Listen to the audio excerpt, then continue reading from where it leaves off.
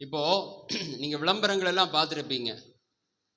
அதுல ஒரு மாடல் ஆணா இருந்தாலும் சரி, பெண்ணா இருந்தாலும் சரி, ஒரு துறையிலே வெற்றி பெற்று சிறந்து வருகிறவர்களை வைத்து ஒரு பொருளை வியாபாரம் செய்ய வேண்டும் என்றால் என்ன செய்வார்கள்? அந்த மாடலை தேர்ந்தெடுப்பார்கள். அப்படியாக விளம்பரங்கள் வரும். அப்படித்தானே? அல்லேலூயா. அப்போ ஒரு துறையிலே சிறந்து வெற்றி பெற்று வெற்றியாளராய் இருக்கிறவர்கள் மாதிரிகள், அவர்களை பின்பற்றுவார்கள். சிலர், நான் போன வாரம் நம்ம பார்த்தது மாதிரி, உங்க மாடல் யார், ரோல் மாடல் யாருன்னு கேட்டா என்ன சொல்லுவீங்க? சொல்லுங்க பிரதர், உங்க ரோல் மாடல் யாரு? சச்சின் டெண்டுல்கரா? சொல்லுங்க, யாரு? இயேசு. அல்லேலூயா. ஆமென். சரி, அப்போ மாதிரிகள் எதுல இவர்கள் மாதிரியாயிருக்கிறார்கள்? அப்போ பவுல் இவர்களை வாழ்த்தி இந்த நிருபத்தை எழுதுகிறார். 2வது வசனத்தை வாசிப்போம். தேவனுக்கு பிரியமான சகோதரரே, உங்கள் விசுவாசத்தின் கிரியையையும் உங்கள் அன்பின் பிரயாசத்தையும் நம்முடைய கர்த்தராகிய இயேசு கிறிஸ்துவின் மேலுள்ள உங்கள் நம்பிக்கையின் பொறுமையையும் நம்முடைய பிதாவாகிய தேவனுக்கு முன்பாக நாங்கள் இடைவிடாமல் நினைவு கூர்ந்து. போதும். இதுல ஒரு வார்த்தை வருகிறது, கர்த்தராகிய இயேசு கிறிஸ்துவின் மேலுள்ள நம்பிக்கையின் பொறுமை. இந்த வார்த்தையை யாராவது கவனிச்சிருக்கீங்களா? நம்பிக்கை தெரியும், பொறுமை தெரியும். எல்லாரும் இங்க கவனிங்க. நம்பிக்கையின் பொறுமை. உங்க பிள்ளைகளுக்கு நீங்க ஒரு பொருளை வாங்கி கொடுப்பேன்னு வாக்கு பண்ணினீங்கன்னா அவங்க பொறுமையா இருப்பாங்களா? சொல்லுங்க. கேட்டுட்டே இருப்பாங்க, அப்படித்தானே? என்ன செய்வாங்க? நல்ல கவனிங்க. எல்லாரும் இப்போ சந்தோஷமா இருக்கலாம். ஆமென், ஸ்தோத்திரம். அவங்க என்ன செய்வாங்க? கேட்டுட்டே இருப்பாங்க, பொறுமையா இருக்க மாட்டாங்க. நீங்க வாக்கு பண்ணுனா அந்த காரியத்தை என்ன செய்வாங்க? திரும்ப திரும்ப என்றைக்கு வாங்கி தருவீர்கள், எப்போது என் கையில வந்து கிடைக்கும் அப்படின்னு சொல்லி என்ன செய்வாங்க? கேட்டுட்டே இருப்பாங்க. இன்னும் 1 வருஷம் இருக்கிறது, ஆமென், இல்ல 6 மாதம் இருக்கிறது, இன்னும் 1 மாதம் இருக்கிறது. அதற்காக வேண்டி என்ன செய்வார்கள்? ஆமா, காத்துட்டே இருப்பாங்க, கேட்டுட்டே இருப்பாங்க. அதே போல கர்த்தராகிய இயேசு கிறிஸ்துவின் மேலுள்ள நம்பிக்கையின் பொறுமை. இப்போ உங்கள் விண்ணப்பங்களோடு தேவனுக்கு நீங்கள் தெரியப்படுத்துங்கள் என்று சொல்லப்பட்டிருக்கிறது. நம்முடைய ஜெபங்களை ஆண்டவருக்கு நேராக ஏறெடுக்கிறோம். ஆனால் இயேசு கிறிஸ்துவின் மேலே நம்பிக்கையோடு பொறுமையோடு நாம் இருக்கிறோமா? அப்படி இருக்கிறவர்கள் ஒரு அல்லேலூயா சொல்லுங்க பார்க்கலாம். அல்லேலூயா. ஆண்டவர் உங்களை ஆசீர்வதிப்பாரா. நான் ஆண்டவர்கிட்ட கேள்வியே கேட்டதில்லை, அப்படித்தானே? நல்ல கவனிங்க. நான் ஆண்டவர்கிட்ட கேள்வியே கேட்டதில்லை, அவர் எனக்கு தருவார் என்கிற நம்பிக்கை எனக்கு இருக்கிறது. அல்லேலூயா. சரி, அப்போ ஆங்கிலத்தில் இந்த வேர்டு, இந்த பைபிள்ல என்ன சொல்லப்பட்டிருக்கிறது என்று சொன்னால் ஸ்டெட்ஃபாஸ்ட்னஸ். என்ன? இந்த வார்த்தையை எங்கேயுமே படிக்க முடியாது. என்ன சொன்னேன்? ஒருக்கா சொல்லுங்க. எல்லாரும் வாசிச்சிருக்கீங்களா? இது பைபிள்ல மட்டும்தான் இருக்கு. ஆமென். அப்படின்ற அர்த்தம் என்னன்னா ஸ்டெடியா இருக்கிறது. எப்படி இருக்கிறது? எப்படி இருக்கிறது? எதுல ஸ்டெடியா இருக்கிறது? Hello, praise the lord. ஸ்டெடியா இருக்கிறது, உறுதியா இருக்கிறது, திடமாக இருப்பது, விலகாமல் இருப்பது, தடுமாறாமல் இருப்பது, பதற்றப்படாமல் இருப்பது. ஆமென். அங்கும் இங்கும் பார்க்காமல் இருப்பது, ஒரே சிந்தையோடு இருப்பது. அல்லேலூயா. இடரலற்றவர்களாய் இருப்பது. இப்படி அநேக வார்த்தைகள் அதுக்கு சொல்ல முடியும். ஆனா தமிழ் பைபிள் அது என்ன சொல்லி இருக்கிறது? நம்பிக்கையின் பொறுமை என்று சொல்லி இருக்கிறது. இது அநேகருக்கு புரியாது. எப்படி இருப்பது? திடமாயிருப்பது, இணை பிரியாமல் இருப்பது, விலகாமல் இருப்பது, தடுமாற்றமற்று இருப்பது, மாறாமல் இருப்பது, திடமாயிருப்பது, உறுதியோடு இருப்பது. எதன் மேலே? கர்த்தராகிய இயேசு கிறிஸ்துவின் மேலே. ஆமென், அல்லேலூயா. உள்ள நம்பிக்கையின் மேலே. ஆமென். எப்படி இருக்கணும்? ஒரு பொறுமையா இருக்கணும். அல்லேலூயா. ஆமென். பொறுமை, நமக்கு பொறுமை இல்லை. ஆமென். ஆண்டவர் ஒரு வார்த்தையை சொல்லி இருந்தால் அதை எனக்கு செய்து ஆக வேண்டும், நான் பொறுமையோடு இருக்க மாட்டேன். ஆனால் தெசலோனிக்கேயிலே பவுல் இவ்விதமாய் சுவிசேஷத்தை பிரசங்கித்து அந்த கேட்ட அந்த சுவிசேஷத்தை அவர்கள் ஏற்றுக்கொண்டு அவர்கள் எப்படி இருந்திருக்கிறார்கள்? திரும்பவும் அதே வாசிங்க, 2வது அதிகாரத்தை 2வது வசனத்தை. தேவனுக்கு பிரியமான சகோதரரே, உங்கள் விசுவாசத்தின் கிரியையையும் உங்கள் அன்பின் பிரயாசத்தையும். பாருங்க, வார்த்தை விசுவாசத்தின் கிரியை. அல்லேலூயா. கிரியை இல்லாத விசுவாசம்.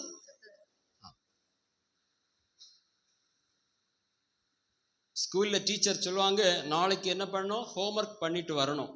சரின்னு சொல்லுவாங்க. அப்ப பேச்ச கேட்டாச்சா? கேட்டாச்சு. கேட்டாங்களா? ஆமா. நாளைக்கு பண்ணாம வந்துட்டாங்க. அப்போ கேட்டாங்களா? அப்ப நேத்துக்கு கேட்டது என்ன? வசனத்தை நம்ம இந்த இடத்துல கேட்கிறோம், கேட்டுட்டு போய் ஆமென் ஹோம்ஒர்க் பண்ணணும்.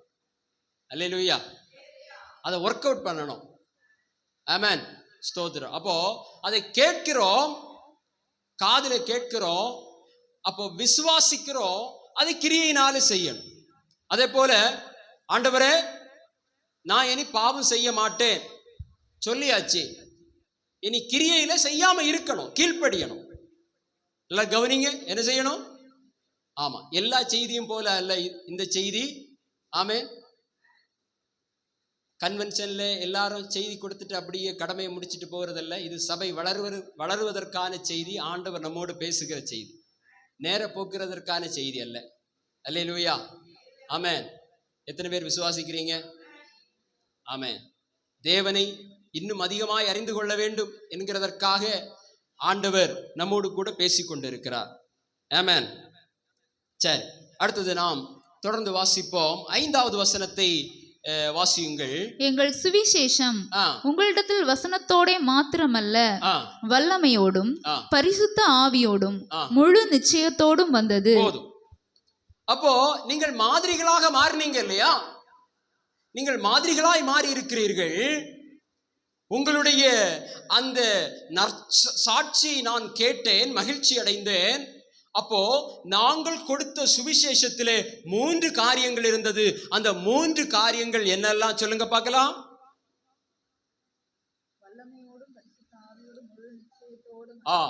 ஒன்று, ஆண்டவருடைய வார்த்தை பிரசங்கிக்கிற இடத்துல அந்த வசனத்தோடு என்ன வரும்?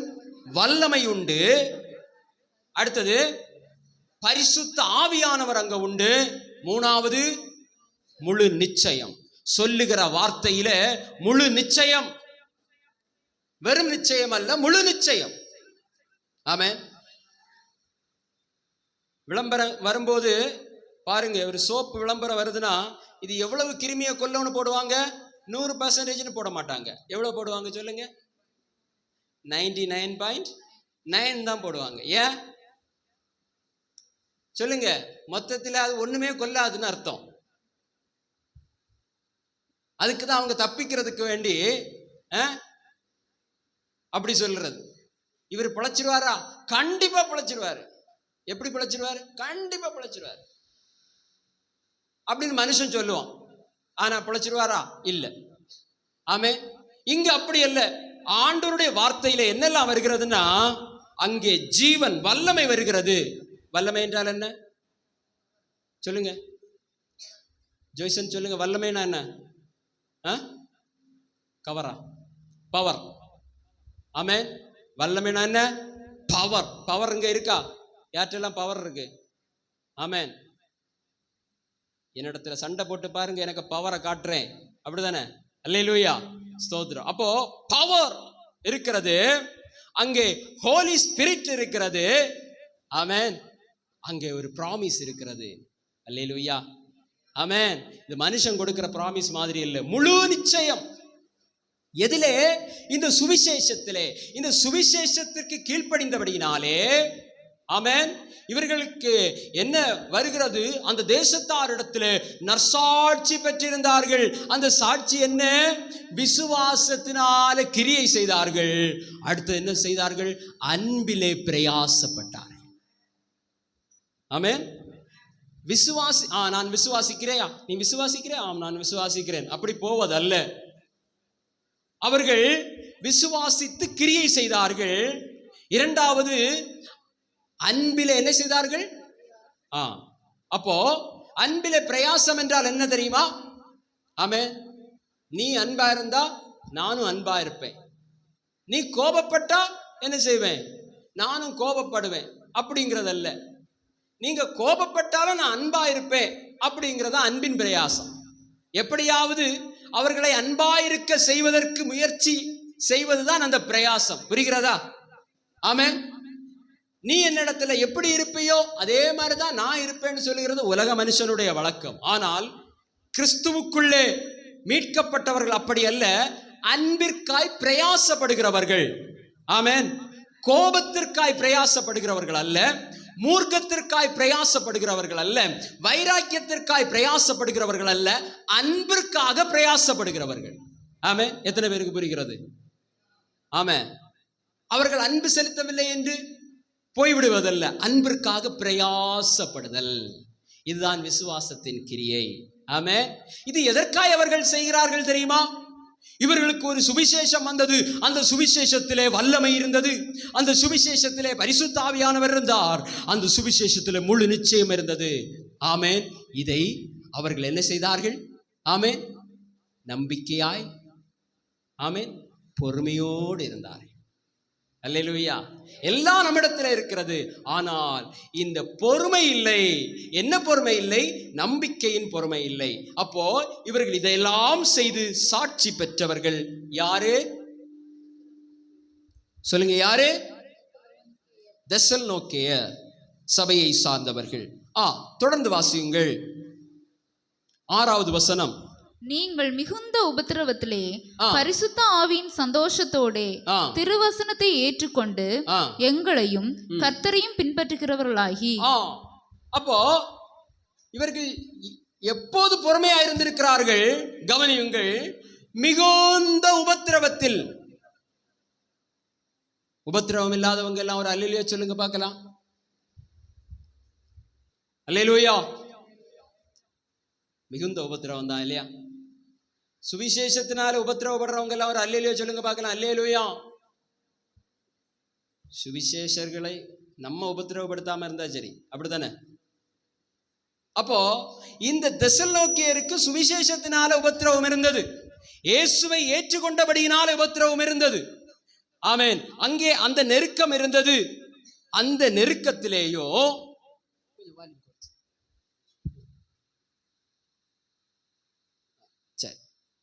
ஹல்லேலூயா, பிரைஸ் தி லார்ட். அந்த நெருக்கத்திலேயும் அவர்கள் பரிசுத்த ஆவியின் சந்தோஷத்தோடு என்ன செய்தார்கள்? ஆமென்.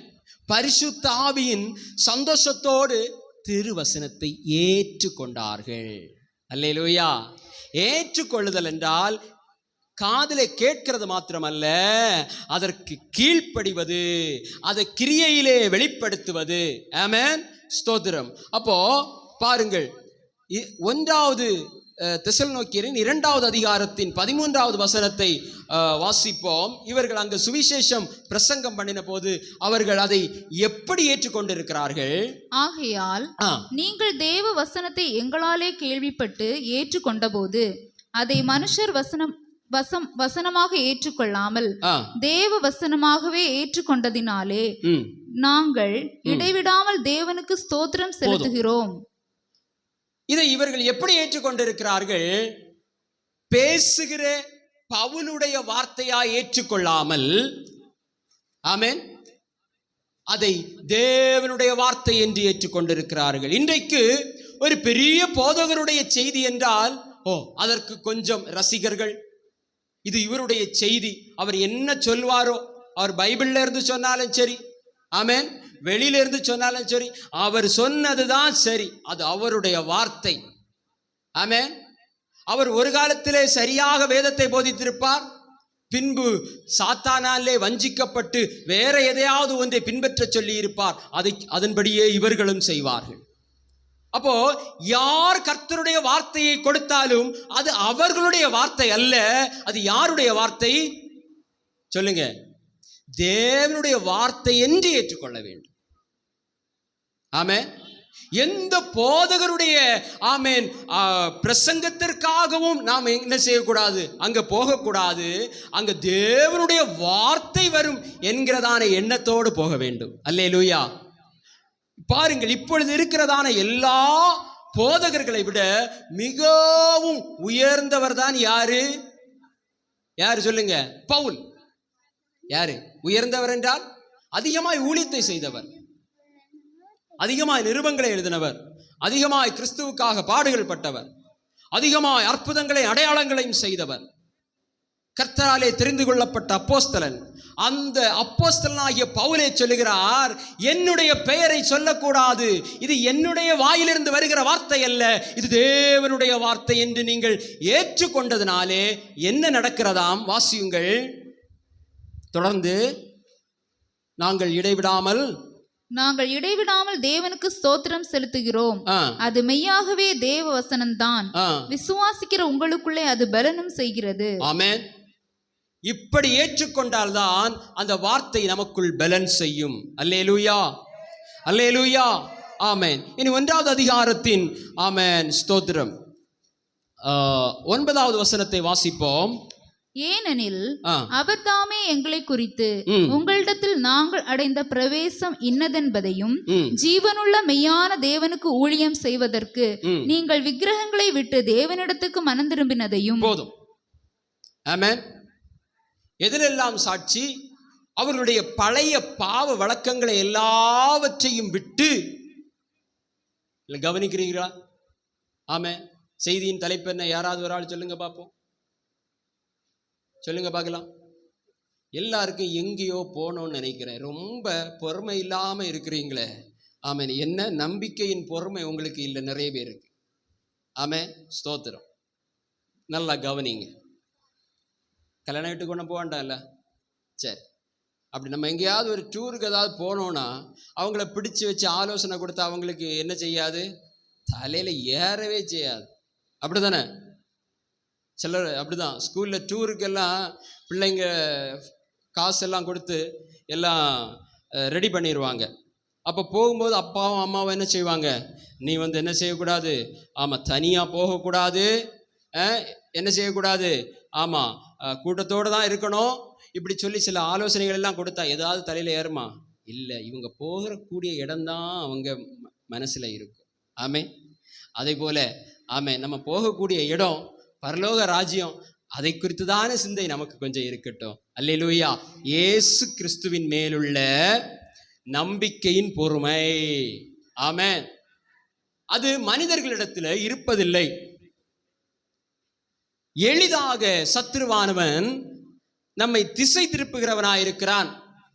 அழிந்து போகிற காரியங்களை காட்டி நம்முடைய நம்பிக்கையை, நம்முடைய பொறுமையை சீர்குலைக்கிறவனாயிருக்கிறான். பாருங்கள், அது ஆதி முதலாய் அப்படியே இருக்கிறது. நன்மை தீமை அறியத்தக்க விருட்சத்தின் கனி என்பது கெட்ட கனி அல்ல. அது இவர்கள் முழு தேர்ச்சி அடைந்து இவர்களுடைய சோதனையின் நாட்கள் முடிந்த பின்பு தேவன் கொடுப்பதாய் இருந்த நல்ல கனி. ஆமென். கெட்ட கனி அல்ல. அல்லேலூயா.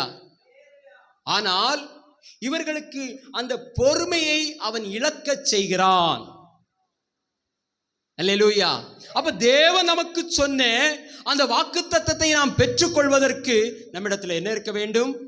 கர்த்தராகிய இயேசு கிறிஸ்துவின் மேல நம்பிக்கையின் பொறுமை இருக்க வேண்டும். நான் நம்பிக்கையின் பொறுமையோடு இருந்தேன் என்று சொல்லுகிறவர்கள் அல்லேலூயா சொல்லுங்க பார்க்கலாம். அல்லேலூயா. இருப்பேன் என்று சொல்லுகிறவர்கள் அல்லேலூயா சொல்லுங்க. அல்லேலூயா. ஆமென். தேவ நாம மகிமைப்படுவதாக. இவர்கள் என்ன செய்திருக்கிறார்கள்? அந்த சுவிசேஷத்தை ஏற்று ஜீவனுள்ள மெய்யான தேவனுக்கு ஊழியம் செய்வதற்காக அந்த விக்கிரகங்களை எல்லாம் விட்டு தேவனிடத்திற்கு மனம் திரும்பி இருக்கிறார்கள். தேவனுடைய சுவிசேஷம் அது வல்லமையோடும் பரிசுத்த ஆவியோடும் அது முழு நிச்சயத்தோடும் ஒரு மனுஷனுக்குள்ளே வரும் பொழுது அவனுடைய பழைய பாவ வழக்கங்களை விட்டு அவன் இந்த உலகத்திலே எதை அதிகமாய் விரும்பி அல்லது எதற்கு அடிமையாய் அவன் இருக்கிறானோ அந்த அடிமைத்தனத்தை விட்டு ஆமென் வர வேண்டும் என்றால் அங்கு சாதா வசனம் மட்டும் போதாது. அந்த வசனத்தோட என்ன எல்லாம் வருதா சொல்லுங்க சொல்லுங்க. 3 நீங்க சொல்லிட்டே இருக்கணும், அப்பதான் மனசுல நிற்கும். சொல்லுங்க. 1 வல்லமை, பரிசுத்த ஆவி, முழு நிச்சயம். அல்லேலூயா. இப்ப பரிசுத்த ஆவியானவர் உங்கள் ஒவ்வொருவருக்குள்ளும், ரட்சிக்கப்பட்ட ஒவ்வொருவருக்குள்ளும் இருக்கிறார்.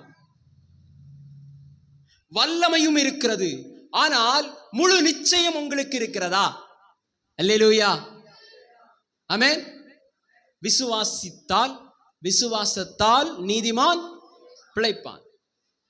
விசுவாசிக்காவிட்டால் என்ன செய்வான்? விசுவாசிக்காவிட்டால் அவன் அவிசுவாசி, அவன் பிழைக்க மாட்டான். அப்போ அந்த உறுதி, ஆமென், இந்த விக்கிரகங்களை விட்டு தேவனிடத்திற்கு திரும்பினார்கள். அப்போ பொருளாசையை வேதம் என்ன சொல்லுகிறது? கவனிங்க, பொருளாசையை என்ன சொல்லுகிறது? விக்கிரக ஆராதனை என்று சொல்லுகிறது. அதை போல ஏதாவது ஒரு காரியத்திற்கு நாம் அதிகமாக முக்கியத்துவம் கொடுப்போம் என்று சொன்னால் அதற்கு பெயர் என்ன? சொல்லுங்க சொல்லுங்க. ஆமா, சிலர் நன்றாய் தூங்குவார்கள், தூக்கம்தான் ரொம்ப பிடிக்கும். என்ன பிடிக்கும்? சிலர் நல்லா சாப்பிடுவாங்க, சாப்பிட்றதா என்ன செய்யும்? பிடிக்கும். சிலருக்கு ஊர் சுற்றுறதான் பிடிக்கும், சாப்பிடவே மாட்டாங்க. என்ன செய்வாங்க? ஊர் சுற்றிட்டே இருப்பாங்க. ஊர் சுற்றுறது தப்பில்லை, சாப்பிட்றது தப்பில்லை, தூங்குறது தப்பில்லை. ஆனா எதையாவது ஒண்ணு செய்கிறது பெரிய தப்பு. அப்படிதானே? சிலர் பாருங்க, வேலைக்கு போனா காலையிலேயும் வேலை, நைட்டும் வேலை, எப்போதும் வேலை. இதுவும் ஒரு அடிமைத்தனம். இல்ல கடின உழைப்பாளி இல்லை. ஆமென். 8 மணி நேரத்துக்கு மேல வேலை செஞ்சாலே அவன் எப்படி? 8 மணி நேரம் தான் வேலை செய்யணும். அதுல எத்தனை பிரேக்கு? சொல்லுங்க சொல்லுங்க பார்க்கலாம். வேலை செய்யும் போது எத்தனை பிரேக் உண்டு? சொல்லுங்க. எத்தனை மணிக்கு வேலைக்கு போகணும்? சொல்லுங்க. நம்ம நாட்டில் உள்ள சட்டத்தின்படி வருவோம் 9 மணிக்கு அல்லது 8 மணிக்கு. அப்போ ஒரு 2 மணி நேரத்தில் ஒரு பிரேக் உண்டா? ஸ்கூல்ல உண்டா பிரேக்கு? ஆமா. ஏன் அப்படியே பாடத்தை போய்த்துட்டு இருக்க கூடாது. அது அவர்களுடைய உடலுக்கு, அவருடைய மனதிற்கு அது தீங்கு. இது எல்லா இடத்திலும், இது வேதத்திலிருந்து ஆண்டவர் கொடுக்கப்பட்ட அவர்களுக்கு சிறிய ஓய்வு. அடுத்தது ஒரு 1.5 மணி நேரம் அல்லது 2 மணி நேரம், அடுத்த ஒரு பிரேக். அப்படித்தானே? இல்லையா? ஆமாவா இல்லையா? சரி. அது முடிந்த பின்பு 2 மணி நேரத்துக்கு பின்பு ஒரு பிரேக். இப்போ சிலர் என்ன செய்வாங்கன்னா, முதல்ல காலையில் போய் சாப்பிடுவாங்க. பார்த்தீங்களா? சாப்பிட்டுட்டு எங்கேயாவது ஒரு நிழல் கிடைக்குமான்னு போய் படுத்து உறங்கிடுவாங்க. ஒரே பிரேக்கு தான். அடுத்தது ஒரு 3 மணிக்கு ஒரு டீ கொடுப்பாங்க. அப்போ நைஸாக வந்து கொஞ்சம் வேலையை செய்துட்டு சம்பளத்தை வாங்கிட்டு போயிடுவாங்க. ஹலோ, ஆமென். இதெல்லாம் வேதத்துக்கு முரணானது. அப்போ வேலை செய்பவராக இருந்தாலும் எப்படி செய்ய வேண்டும்? மனுஷர் முன்பாக, மனுஷர் பார்க்கிறான் என்று வேலை செய்யக்கூடாது. மனுஷன் பார்க்காத இடத்திலேயும், நம்முடைய எஜமான் பார்க்காத இடத்திலேயும், என்னுடைய எஜமான் மேலே இருந்து என்னை பார்த்து கொண்டிருக்கிறார் என்று சொல்லி உண்மை முத்தமாய் செய்ய வேண்டும். அந்த எஜமான் ரட்சிக்கப்பட்டவனாயிருக்கலாம், ரட்சிக்கப்படாதவராயிருக்கலாம், நல்லவராயிருக்கலாம், மூர்க்க குணமுள்ளவராயிருக்கலாம். எப்படிப்பட்டவராயிருந்தாலும் நீங்கள் உங்களுடைய வேலையில் எப்படி இருக்க வேண்டும்?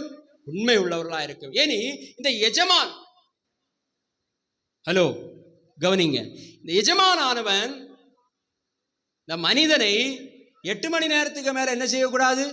வேலை வாங்கக்கூடாது. ஆமென். அது சொல்லுவாங்க. இல்ல சிலர் இந்த ஹிந்திக்காரங்க இருக்காங்க பார்த்தீங்களா, அவங்க நல்லா வேலை செய்வாங்க. காலைல 6 மணிக்கே என்ன செஞ்சிருவாங்க? வந்துருவாங்க. நைட்டு 8 மணி ஆனாலும் என்ன செய்வாங்க?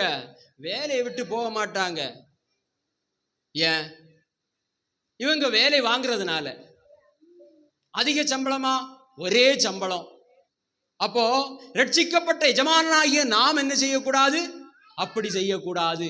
ஒருவேளை அவசர வேலையாயிருந்தால் அந்த சரியான இடைவெளி விட்டு சரியான ஊதியத்தை கொடுக்க வேண்டும். ஏனென்றால் நம்முடைய எஜமான் மேலே இருந்து பார்த்து கொண்டே இருக்கிறார். அல்லேலூயா, அல்லேலூயா. அப்போ எந்த ஒரு காரியத்தையும் நாம் அதிகமாய் செய்வோம் என்று சொன்னால் அது எப்படி? விக்கிரக ஆராதனை.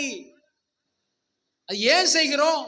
ஏதோ ஒரு பேராசைப்பட்டு அல்லது பொருளாசைப்பட்டு தான் அதை செய்கிறோம். அப்போ இந்த காரியங்களை எல்லாம் விட்டு அந்த தேசத்தார், அந்த சபையார் வந்து இவர்கள் விசுவாசத்தில் உறுதியாயிருந்து அந்த தேசத்திலே மாதிரியாக மாறியிருக்கிறார்கள். யார் சொன்னது? புறஜாதிகள் சொல்லி இருக்கிறார்கள். உங்களுடைய அந்த செய்தி என் காதுகளிலே பட்டது. வாழ்த்து செய்தி எழுதுகிறார். நம்மை குறித்து யாராவது வாழ்த்து செய்தி எழுதுவார்களா? சொல்லுங்க. ஆமென். வாழ்த்து செய்தி எழுதணும். அல்லேலூயா. உங்களை குறித்து நற்சாட்சி சொல்லணும். அல்லது நம்முடைய மரணத்திலேயாவது வந்து சாட்சி சொல்லணும். அப்படித்தானே? மரணத்திலேயாவது என்ன செய்யணும்? முந்தியெல்லாம் சொல்லுவாங்க அப்படித்தானே, மரணத்தில் சாட்சி. இப்போ கிடையாதோ? சாட்சி இருந்தால் தானே சொல்லுது. அவங்கள பற்றி 4 வார்த்தை சொல்லணும். எப்படி 4 பேருக்கு முன்னால் சொல்லுது? அதனால சாட்சியே வேண்டாம், ஒன்றும் வேண்டாம் அப்படின்னு இருப்பாங்க. ஆமென்.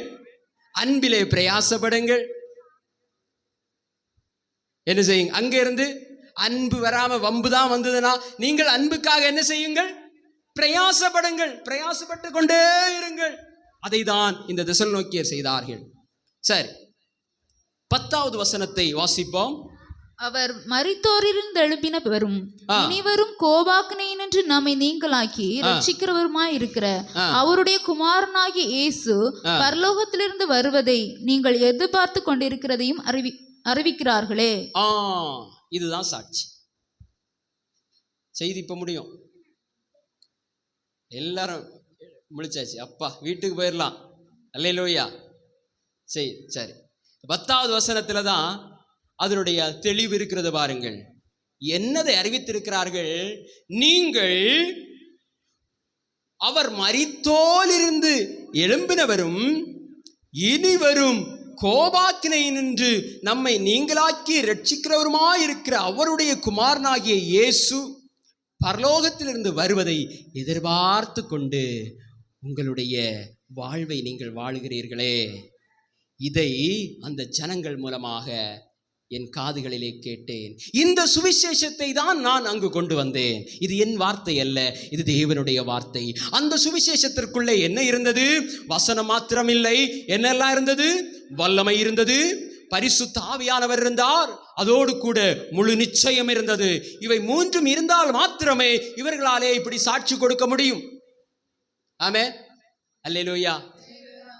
ஆமா, ஒரு மனுஷன் தனக்காக ஒரு வீட்டை கட்டணும்னா எத்தனை வயசாயிரும் சொல்லுங்க? ஒரு 60 வயசு ஆயிரும் இல்லையா? ஒரு 50 வயசாவது ஆயிரும். அதுக்கப்புறம் அந்த மனுஷன் எவ்வளோ நாள் உயிரோடு இருப்பான்? ஒரு 100 வருஷம் இருப்பாரா? இருக்க மாட்டார். கஷ்டம். ஒரு 3 மாடி கட்டினாலும் எல்லா மாடியும் ஏறி இறங்க அவரால் முடியாது. ரொம்ப லிஃப்ட் வச்சாதான் உண்டு. அப்போ ஒரு வீடை கட்டுறதற்கே இவ்வளவு நாள் ஆகிறது. பாருங்க, நெய்யூர்ல ஒரு திருச்சபை இருக்கிறது. அந்த திருச்சபையை கட்டி எத்தனை வருஷம் ஆச்சு தெரியுமா? சொல்லுங்க பாப்போம். 198 வருஷம் ஆகுது. அல்லேலூயா. ஆமென். தேவ பிள்ளைகள் எங்கிருந்து வந்து கட்டுனாங்க? அல்லேலூயா. எங்கிருந்து வந்து கட்டுனாங்க தெரியுமா? அல்லேலூயா. இங்கிலாந்துல இருந்து வந்தாங்க. ஆமென். லண்டன் மிஷனரி சொசைட்டியிலிருந்து அனுப்பி, ஆமென், இந்த மருத்துவமனை, அந்த ஸ்கூலு, சர்ச் 198 வருஷத்துக்கு முன்பதாகவே என்னெல்லாம் வந்தது? வசனம் மாத்திரம் அல்ல, அங்கே வல்லமை இருந்தது, அங்கே பரிசுத்த ஆவியானவர் இருந்தார். ஆமென். முழு நிச்சயம். நாங்கள் இந்த சபையை கட்டி இந்த தேசத்தாருக்கு ஆமென் இயேசுனுடைய ஒளியை, வெளிச்சத்தை கொடுப்பதினாலே நாங்கள் அவரோடு கூட ஆளுகை செய்வோம். எங்கள் தேவன் வருவதற்காய் நாங்கள் காத்து கொண்டிருக்கிறோம். இது எங்களுடைய ஊழியம். அல்லேலூயா. அவருடைய விக்கிரகங்களை விட்டு, அவர்களுடைய ஆசைகள், அவர்களுடைய நோக்கங்கள், அவர்களுடைய கனவுகள் எல்லாவற்றையும் விட்டு, ஆமென், ஆண்டவரை அறியாத மக்களுக்காக, ஆமென், கல்லூரிகளும் சபையும் மருத்துவமனையும் கட்டி கொடுக்க வந்தாங்க. அல்லேலூயா. எவ்வளவு பெரிய தியாகம் தெரியுமா? யாராவது இங்க 198 வயசுல இருக்கீங்களா? ஹலோ, எத்தனை வயசாச்சு தம்பி? 116 இல்ல. அப்போ விசுவாசம் என்பது, சொல்லுங்க, விசுவாசம் என்பது நம்பப்படுபவைகளின் உறுதி, காணப்படாதவைகளின் நிச்சயம். அவர்கள் நம்மை காணவே இல்லை. ஆமென், அல்லேலூயா. நம்மை கண்டார்களா? இல்லை, நம்மை காணாதவர்கள். அல்லேலூயா. ஆனா நம்ம எல்லாம், ஆமென், கிறிஸ்துவை அறிந்து கொள்வோம் என்கிற எண்ணத்தில் அங்கிருந்து வந்தார்கள். அல்லேலூயா. காணப்படாத நிச்சயம். ஆமென், ஹல்லேலூயா. சரி, அப்போ 2 காரியங்கள் சுவிசேஷத்தின் மிகவும் முக்கியமானது. அந்த 10வது அதிகாரத்தில் இருக்கிறது. ஒன்று, அவர் மரித்தோரிலிருந்து எழும்பினார். எல்லாரும் சொல்லுங்க, இயேசு மரித்தோரிலிருந்து எழும்பினார். சொல்லுங்க, விசுவாசிக்கிறீங்களா? இயேசு மரித்தோரிலிருந்து எழும்பினார். ஆமென். இரண்டாவது, பிதாவின் குமாரனாகிய இயேசு பரலோகத்திலிருந்து வந்து இனி வரும் கோபாக்கினையிலிருந்து நம்மை ரட்சிப்பார். 2 காரியம். இந்த 2 தான் சுவிசேஷம். நிறைய பேர் இயேசு உயிரோடு எழும்பவில்லை என்று சொல்லுகிறார்கள். ஆமென், அல்லேலூயா. ஆனால் நான் விசுவாசிக்கிறேன், இயேசுவின் மேல நம்பிக்கை வைத்து நான் பொறுமையோடு இருக்கிறேன். விசுவாச வாழ்க்கையிலே என் இயேசு உயிர்த்தெழுந்தார். ஆமென், என் இயேசு உயிர்த்தெழுந்தார். அவர், ஆமென், இனி வரும் கோபாக்கினையிலிருந்து நீங்களாக்கி எங்களை ரட்சிப்பார். அல்லேலூயா. இந்த உலகம் அழிவுக்கு நேராய் சென்று கொண்டிருக்கிறது என்று சொல்லுகிறார்கள். இந்த உலகத்தில் மிகப்பெரிய அழிவு வரும். நேற்றைய தினத்தில் அமெரிக்க அதிபர் பேர் சொல்லுங்க, சொல்லுங்க, ட்ரம்மா, சொல்லுங்க, ட்ரம்ப். அவர் சொல்லி இருக்கிறார், என்னிடத்தில் இந்த உலகத்தை 100 முறை அழிக்கக்கூடிய அணுசக்தி இருக்கிறது. என்ன இருக்கிறது? உலகத்தை எத்தனை முறை அழிப்பாராம்? 100 முறை அழிப்பாராம். அவ்வளவு பவர் வைத்திருக்கிறார். கேட்கும் போதே கஷ்டமா இருக்கு. ஆனா எனக்கு ஒரு கொஸ்டின் வந்தது. என்னன்னா, ஒரு முறை அழித்தாலே உலகம் போயிரும், இவர் 2வது முறை அழிக்க இவர் எங்க இருப்பார்னு தெரியலையே. அப்படித்தானே? அவருக்கு வயசு ஒரு 80 இருக்கும். வயசானாலே குழந்தைகளை மாதிரி தான் எதையாவது பேசிக்கிட்டே இருக்கிறது. அப்படித்தானே? அல்லேலூயா. 100 முறை அழிப்பாராம். சரி, எப்படியும் அழிக்கட்டும், எப்படியும் ஒரு கோபாக்கினை வருகிறது, எப்படியும் ஒரு அழிவு வருகிறது, இந்த உலகமே இல்லாமல் போகிறது. ட்ரம்ப் அழிச்சாலும் சரி, எப்படி இருந்தாலும் தேவனே ஒரு நாள் இந்த வானத்தை எல்லாம் சால்வையை போல என்ன செய்ய போகிறார்? சுருட்ட போகிறார். பூமி அந்தகாரமாக போகிறது, சூரியன் இருளாக மாறப்போகிறது. அல்லேலூயா. அப்படி ஒரு கோபாக்கினை வருவதற்கு முன்பதாக எங்கள் தேவன் எங்களை விடுவிப்பார். அல்லேலூயா. இதுதான் சுவிசேஷம். இந்த வார்த்தையை கேட்கும்போது நமக்குள்ள ஒரு சந்தோஷம் வருகிறதா? சந்தோஷம் வந்து, நான் பரிசுத்த ஆவியானவர் இருக்கிறார், அவர் சந்தோஷப்படுகிறார். அல்லேலூயா. ஆமென். சபையானது உபத்திரவத்திற்குள் இனி செல்லாது. நீங்களும் நானும் தான் சபை. சபையை தொட முடியாது. ஏன் தொட முடியாது? கிறிஸ்துவின் சரீரம்தான் சபை. கிறிஸ்துவின் சரீரம் அடிக்கப்பட வேண்டும். ஒரே முறைதான் அடிக்கப்பட வேண்டும். அல்லேலூயா. 2வது முறை ஒருத்தர் அடித்தார். அவருக்கு பேர் தெரியுமா? மோசே. ஆமென். அவர் என்ன சொன்னார்? ஒருக்காதான் அடிக்க சொன்னார். அல்லேலூயா. இவர் 2வதும் கண்மலை என்ன செய்தார்? அடித்ததுனால என்ன நடந்தது? எங்க போக முடியல? கானானுக்குள் போக முடியல. இனி நாமெல்லாம் சபை அவருடைய சரீரத்தையும் அவருடைய இரத்தத்தையும் பானம் பண்ணி அவரோடு இணைக்கப்பட்டிருக்கிறோம். அல்லேலூயா, ஆமென். ஒரு அழிவு வருகிறது, ஒரு நியாய தீர்ப்பு வருகிறது, தன்னுடைய சரீரமாகிய சபையை, ஆமென், அவர் தம்மோடு கூட கூட்டி செல்வார். உபத்திரவத்தில் ஒப்பு கொடுக்கவே மாட்டார். நாம் உபத்திரவப்பட வேண்டியவர்கள் தான், நாம் தண்டிக்கப்பட வேண்டியவர்கள் தான். அதற்காக தான் அவர் தண்டிக்கப்பட்டார். அல்லேலூயா. என் சரீரம் தண்டிக்கப்பட்டாயிற்று, இனி சாத்தானுக்கும் மரணத்திற்கும் இந்த சபையின் மேலே அதிகாரம் இல்லை. இந்த கல்லின் மேல் என் சபையை கட்டுவேன், பாதாளத்தின் வாசல்கள் மேற்கொள்வதில்லை. அல்லேலூயா, அல்லேலூயா. எனவே இயேசு கிறிஸ்துவின் மேலுள்ள நம்பிக்கையின், அப்படிதானே, பொறுமையா இருங்க. மற்றவங்க எதையாவது சொல்லுவாங்க, சில போதகர்கள் எல்லாம் அப்படி இப்படின்னு சொல்லுவாங்க, நீங்க பொறுமையா இருங்க. இதுதான் சத்தியம். அல்லேலூயா. சிலர் பழைய ஏற்பாடை மட்டும் படிச்சுட்டு என்ன சொல்லுவாங்க தெரியுமா? நீங்க ஆண்டவர் விலக்கின இந்த செதில் இல்லாத மீன்களை என்ன செய்யக்கூடாது சொல்லுங்க? சாப்பிடக்கூடாது. ஓ, பன்றியெல்லாம் நீங்க என்ன செய்யக்கூடாது? சாப்பிடக்கூடாது அப்படின்னு பழைய ஏற்பாட்டில் இருக்கிறதே போதித்துட்டு இருப்பாங்க. நல்லா கவனிங்க. நான் உங்களிடத்துல கேட்கிறேன், செதில் இல்லாது துடுப்பில்லாத மீனை சாப்பிடலாமா கூடாதா சொல்லுங்க? உங்களுக்கே அந்த நம்பிக்கையின் நிச்சயம் ஒன்றும் இல்லை போல இருக்க. செதில் இல்லாத மீனை பழைய ஏற்பாட்டில் சாப்பிடக்கூடாதுன்னு இருக்கு. எங்கேயாவது சாப்பிடுன்னு சொல்லி இருக்காரா? அப்போ கரெக்ட். பேதுருவுக்கு ஒரு முறை அவர் பசியா இருக்கும்போது, ஆமென், தேவன் விலக்கினதான இந்த மிருகங்கள் ஊர்வன, துள்ளுவன, குதிப்பன எல்லாவற்றையும் காட்டி அடித்து புசின்னு சொன்னார். ஆமென். உடனே ஆண்டவரே, மோசே நியாய பிரமாணங்களில் விளக்கப்பட்ட இந்த விலங்குகளை புசிக்க சொல்லுகிறீரே. ஆண்டவர் சொன்னார், நான் பரிசுத்தமாக்கினது. ஆமென், அல்லேலூயா. எல்லாவற்றையும் ஆண்டவர் பரிசுத்தமாக்கி இருக்கிறார். உங்களுக்கு என்ன விருப்பமோ நீங்க சாப்பிடலாம். அல்லேலூயா. கள்ள போதகர்கள் தான் என்ன செய்வாங்க? விவாகம் பண்ணாதிருக்கவும், தொடாதே ருசி பாராதே, அப்படி இருக்கிறதா?